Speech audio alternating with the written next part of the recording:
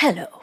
I am here to tell you that you are not too old and it is not too late, my friend. Okay, diva? No matter what age or phase of life you are in right now, today we're going to talk about ways that you can eradicate that pesky negative self-talk voice in your head and just start. Whether that's a mindset, a goal, a project, a way of life, you name it. We're gonna get into it. But first, if you don't know me, I am Sink, like the kitchen sink, but deeper in spirit. And I am a singer-songwriter who makes music for film and TV, an actor, a voiceover artist, but most importantly, I am a silly goose of a human who loves other humans. And I am interested in exploring how we can enjoy this one big, beautiful life a little more creatively, playfully, vibrantly, and joyously together. Okay, so, I'm gonna fall over. Let's get cozy and get into it. ASMR.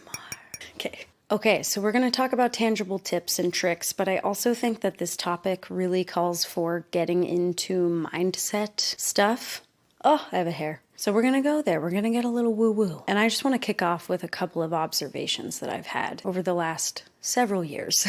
I have been living in New York and the greater Philadelphia area and flying to LA a lot for some time now. And I meet a lot of different people from all walks of life and all ages and phases of life. But one thing I've noticed is that a lot of people I talk to who are quite young have a lot of gripes and grievances about their age. So for instance, I'll be talking to somebody who's in their late 20s or early 30s and they start saying things like, "Oh, I'm getting too old for this. Like, I'm so hungover. My body can't handle this anymore." And while I do think that there is biology involved that we cannot deny as we get older, I also think that that is a script that we learn to say. And it has always sort of jarred me because often these people are talking to me and they don't know that maybe I'm a little older than them or I have been through different experiences in my life and I just don't identify with that. And don't get me wrong, I hear that voice in my head too. Even when I was quite young, I think working in the entertainment industry, you hear a lot of like, "Oh, well, you're getting kind of up there," when you're like, 17. You're old when you're quite young. So I've mostly been able to quiet that voice, but in the last couple of years, I'm feeling it get louder and louder, and I'm feeling myself succumb to these narratives in society that just like don't need to be true. Why are they there? What's happening? And when I talk to somebody else and they're telling me how old they feel, I'm like, "You're young. Are you kidding me? You have so much life." So it's been a little bit confusing and uncomfortable for me to also start feeling like, am I over the hill? Should I just like give up before I start? Who is this talking to me in here? And here's the great thing, which brings me to point number one. Age is a state of mind. We are just little souls wandering around on this floating rock in space. I told you we were going to get a little woo-woo. And a cool thing about being a soul wandering this earth is that in some ways, while our bodies are chronologically going through time and space and aging, we actually have this ability internally to balance both our youth and exuberance in that way and also our gained wisdom. If you think about it, you start in diapers, you don't know nothing. You out here pooping yourself every 5 minutes. But you have this joy and innocence and like you just want to take a bite out of life. And then as you age, you gain experience, you gain knowledge, you gain wisdom. And my personal belief is that we're supposed to find the balance of those two things, right? We're supposed to experience to a point of wisdom, and we keep experiencing till the bitter end, my friend. But we also get to fill our cup with all the wisdom that we've collected and use that to better live our experiences as we go on. So I think it's about holding the balance of that dichotomy of youthful innocence and lived wisdom and trying to maintain both of those things. Can you keep your childlike self alive as you are becoming a wiser person? And I know this feels really intangible and like, okay, so how do I do that? And I think there are a lot of tactics, but the one I want to talk about right now is something that I do, which is put a picture of my younger self at my desk. And I actually rotate which picture I use depending on, just am I getting used to seeing myself there and it's no longer for a novelty to kind of see my own younger face looking right back at me. But I like to keep a picture of little Sink sitting at my desk, especially while I'm working on something creative like songwriting. And it just reminds me of my playful spirit. I was like such an imaginative kid. I had so many worlds building in my head, and I was really hyper fixated on different stories and sort of like dark ghosts and goblins, which makes sense that now I make cinematic music. I was obsessed with Pirates of the Caribbean. Let's just get that out of the way. But being able to look at myself and remind myself, give myself a visual cue about tapping into my inner child while I'm doing something very businesslike and adult is very helpful. I highly recommend that. And you're just gonna feel cute about yourself, you know? The second thing you're gonna do is reignite your whimsy. There's this theory called Whimsy Theory that I saw creator Sierra Campbell talk about. And it's basically that the year after we graduate from school, we lose a lot of our built-in whimsy. That could be themes at school, sports, crafts, a May Day play day. We had that all built in and it was going on in a structured way all throughout school. And then we just lose it and we're adults and it's scary and expensive. So she talks about reincorporating whimsy into our lives. And that's actually something that's so important for our human happiness, is having novelty in our lives, having things that break up the monotony of everything. So she suggested theme weeks, like wearing primary colors or making your lunch into a tea party or painting out on your deck. And I really love that. And it's something also that I see my sisters who both have kids, they are building in whimsy into their children's lives. And we often are participating in that. So my niece just had a little tea party this past weekend and it's so fun. We had a blast. Everyone got to feel like a princess for the day. Okay, number 3, stop believing the timeline lies. Ho, respectfully.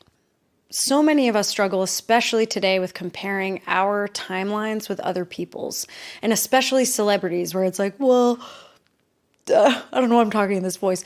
Timothy Chalamet made it when he was like 23 or 25, so I should just give up. But guys, the Timmy Chalamets of the world should not dictate your life. Their timeline is not the same as yours. No one's timeline is going to be the same as yours. And just because he made it at a certain age does not mean that you will not make it at a different age. Look into the people who made it later. Think about Vera Wang. She didn't even start in fashion until she was 40.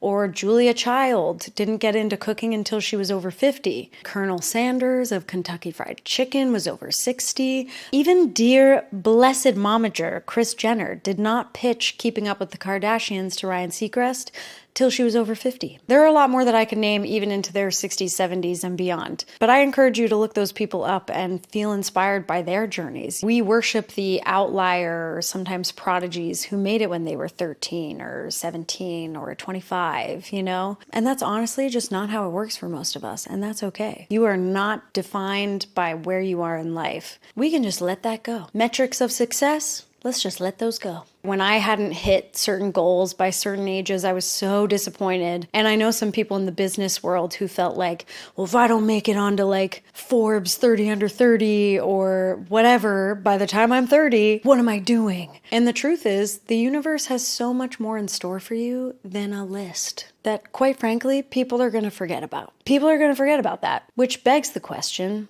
do you care more about your success, which is how the outside world perceives you, or your satisfaction and fulfillment, which is how you feel about you? Number 4, imagine yourself at all stages and phases of life. Imagine yourself as the 90-year-old grandmother and how you are. Walk yourself through a day in the life of that, and maybe journal that out in scripted format, meaning it's in present tense. So you are walking yourself into and through an ideal day in your life as a 90-year-old. Personally, I imagine myself as the 90-year-old grandmother who's taking heels dance classes. Probably not in heels by that point, but you know, a girl can dream. Number 5, get out of your own way. I think we all struggle with a bit of perfectionism in our lives, and I can personally attest that perfectionism has led to me bottlenecking so many endeavors in my life, never starting. Even this, like I have bottlenecked doing a real YouTube series for a long time and getting really into content creation in a way that I like and enjoy and consume from other people. Because it's scary. And there are so many different kinds of fears that can come up for us. Fear of failure, fear of success, fear of judgment, aka fear of cringe. Like, no one wants to be cringe out here. We're avoiding it at all costs. But the people who are brave enough to throw paint at the wall and get messy and be cringe are the ones that usually eventually make it over Cringe Mountain. And I assume it's utopia over there. And that's the other thing about getting out of your own way is I think a lot of us want to feel seen. And that doesn't mean that you want to be publicly seen or starting a whole social media platform dedicated to being seen for your endeavors. No, that's not what I'm saying. But I think we want to be seen and acknowledged by people in our lives so that we can connect over common ground or over something new. And I gotta tell you, you can't be seen if you're hiding under a rock. Henceforth, you must just start. Oh gosh, my card ran out of space. Pardon me. Okay. I want to give you this quote to maybe light a little fire under your behind. This is a quote from Stephen Pressfield. At some point, the pain of not doing it becomes greater than the pain of doing it. So just do it. I'm sorry, excuse me. Just please start. Maybe you can write yourself a little note and say, why I'm done waiting to blank. Why I'm done waiting to ice skate. Get into a new job industry. You name it. Write yourself a note on why you are going to stop waiting. And I'm working on this actively too. This video marks the start of a renaissance of sorts for me. I'm going to be doing a lot of series on different forms of renaissancing my life because I think instead of romanticizing, which we love, we should be renaissancing our lives a little bit out here. In these times, we need it. So if you want to follow along for any of that, please do. The first Renaissance theme I'm going to go after actually is healing my dancer heart. I grew up a dancer. It was my first love. I've always wanted to get back to it, and I'm finding new and creative ways to see how I can maintain my love of dance, the playfulness around it, the discipline around it, my whole life, hopefully, or as long as I am able-bodied. So that's going to involve some dance classes, some gyrotonic training, a lot of mindset work from me. But that's a story for another video. So step into my office for the next video and we will discuss. And I want to leave you with this thought. What is something that your younger self would want you to try this week? It can be free, cost-effective, simple. Just take yourself out on a little inner child date if you can. And I'd love to hear ideas on that. I'm always trying to collect new ideas for myself, and I know other people who resonate with this video would really like to hear themselves, would probably really like ideas too. You can always ask your girl ChatGPT. And also report back, comment on this video about what you're trying and come back and comment when you've tried it because I would love to hear. I hope you are all well, safe, and a little bit silly. Bye.